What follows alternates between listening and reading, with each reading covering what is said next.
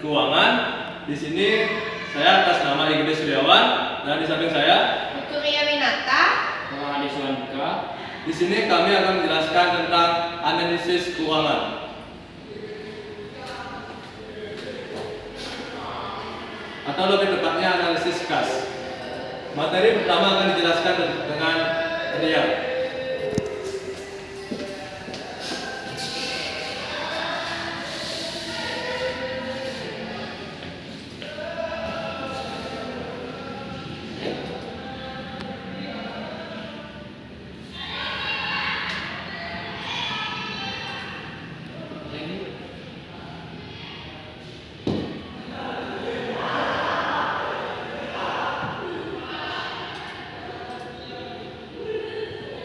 Yang pertama itu ada uang tunai atau uang kas. Uang tunai atau uang kas merupakan saldo dari arus kas yang masuk dikurangi arus kas keluar, berasal dari periode-periode sebelumnya. Dan yang kedua itu ada laporan arus kas. Laporan arus kas bertujuan untuk menyediakan informasi tentang arus kas masuk dan arus kas keluar selama satu periode. Dan yang ketiga itu ada arus kas bersih. Disebut arus kas bersih saja mengatur pada arus kas masuk dikurangi arus kas keluar pada periode berjalan. Selanjutnya, penyusunan laporan arus kas. Yang pertama itu ada metode langsung. Metode langsung yaitu cara menyajikan materi pelajaran bahasa Arab di mana guru langsung menggunakan bahasa tersebut sebagai bahasa pengantar dan tanpa menggunakan bahasa anak didik sedikit pun dalam mengajar. Dan yang kedua itu ada metode tidak langsung. Metode tidak langsung adalah metode yang digunakan dalam menyusun laporan arus kas entitas yang melibatkan rekonsiliasi laba bersih menjadi arus kas bersih dari aktivitas operasi.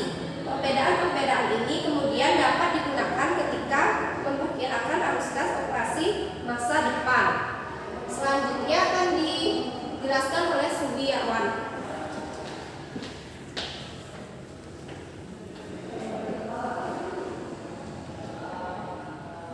Baik, selanjutnya akan dijelaskan dengan saya, yaitu tentang arus kas bersih dari aktivitas operasi. Arus kas bersih dari aktivitas operasi.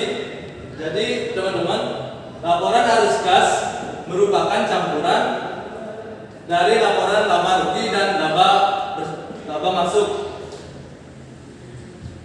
Laba rugi ke posisi keuangan. Jadi kepada bersih mula-mula disesuaikan untuk penghasilan dan beban non kas. Untuk menghasilkan laba kas kemudian disesuaikan kas dihasilkan dan digunakan untuk transaksi. Laporan keuangan untuk menghasilkan arus kas dan aktivitas pendanaan Jadi teman-teman, titik awal mula-mula dari menyesuaikan laba bersih, kemudian ke beban penyusunan dan amortisasi, dan ada kedua keuntungan atau kerugian penjualan aset, dan yang ketiga kas yang dihasilkan atau digunakan dengan aset lancar dan liabilitas jangka pendek. Harus kas bersih dari aktivitas operasi. Dan selanjutnya akan dilanjutkan dengan AD.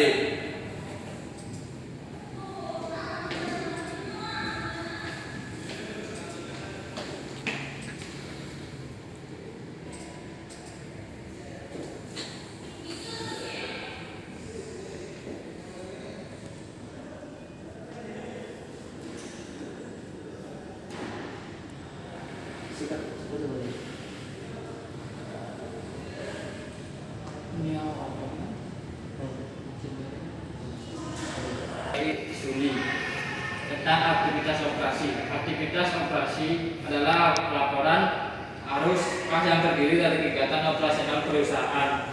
Dengan kata lain, aktivitas ini dapat diperoleh dengan memasukkan nilai dari pengaruh kas atau bank pada transaksi yang dilibatkan dalam penentuan laba bersih.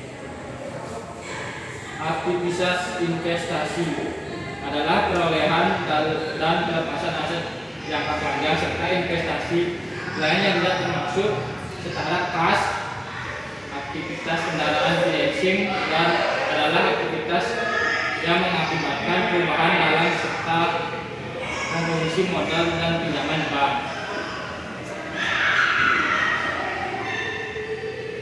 Aktivitas pendanaan adalah yang mengakibatkan perubahan dalam jumlah serta komposisi modal dan pinjaman bank.